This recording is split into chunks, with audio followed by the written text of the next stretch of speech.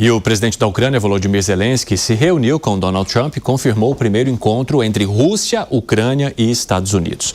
Vamos entender essa história com o nosso Luca Bassani. Bem-vindo, meu amigo. Boa tarde a você, Evandro, a todos que nos acompanham aqui no 3 em 1. De fato, Zelensky também compareceu ao Fórum Econômico Mundial em Davos e confirmou que há os últimos detalhes para serem decididos sobre um suposto plano de paz. Inclusive, nós separamos a fala de Zelensky sobre esse assunto. Vamos acompanhar.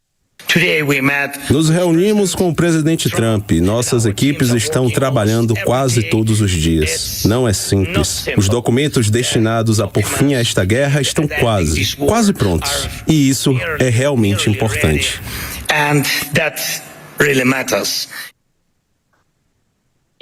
Pois é, Zelensky depois confirmou que haverá o primeiro encontro trilateral entre Estados Unidos, Rússia e Ucrânia nos Emirados Árabes Unidos ainda nesta semana e que terá a presença dos enviados especiais do presidente Donald Trump, seja Jared Kushner, o seu genro, seja também Steve Witkoff, que trata de diversas questões também no Oriente Médio. A expectativa é que isso possa ser anunciado antes do próximo aniversário da guerra, no 24 de fevereiro desse ano 2026, 4 anos de um conflito que tem sido o mais letal no continente europeu desde a Segunda Guerra Mundial.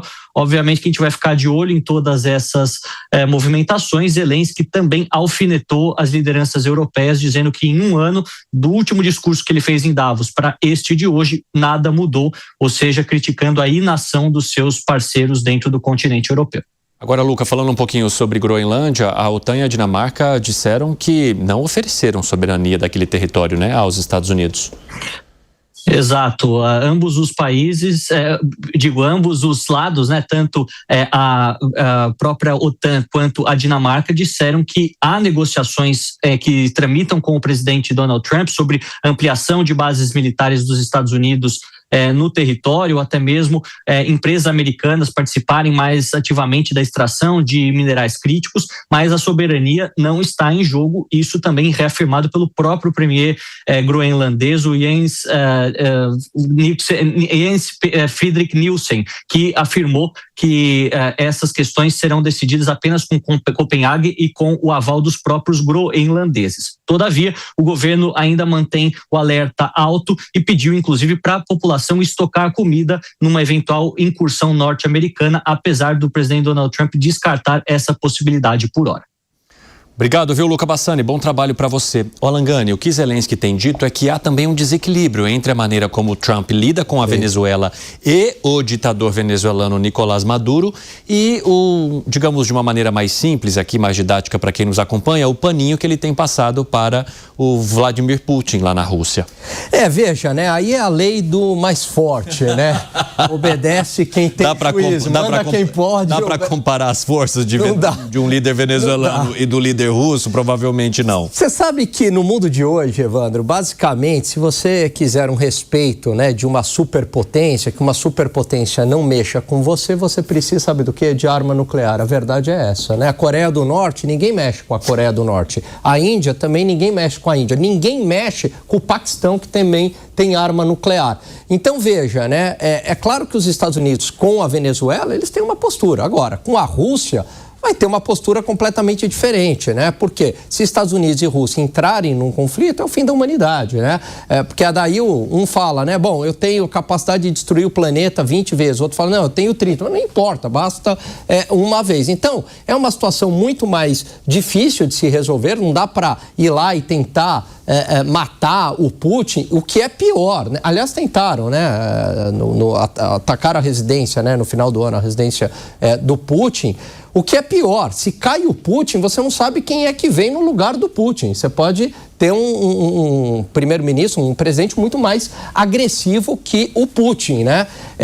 E que até use arsenal nuclear, enfim. Então é claro que são situações bem diferentes, são causas muito diferentes também, não dá para comparar. E eu vejo que a Ucrânia não tem como sair vitoriosa dessa guerra, Evandro. Ô, Mano Ferreira, você entende que há outra alternativa Há alguma alternativa para Volodymyr Zelensky se não jogar a culpa nos outros líderes mundiais pela inércia em relação ao conflito na Ucrânia e Rússia?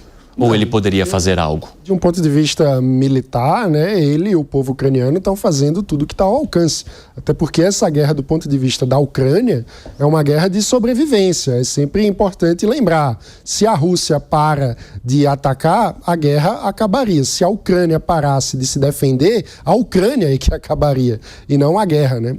Então, não tem muita opção do ponto de vista do Zelensky, ele está numa condição de fragilidade. Agora, ele tem a favor dele a ideia de que Putin achava que acabaria com esse conflito em 2 semanas.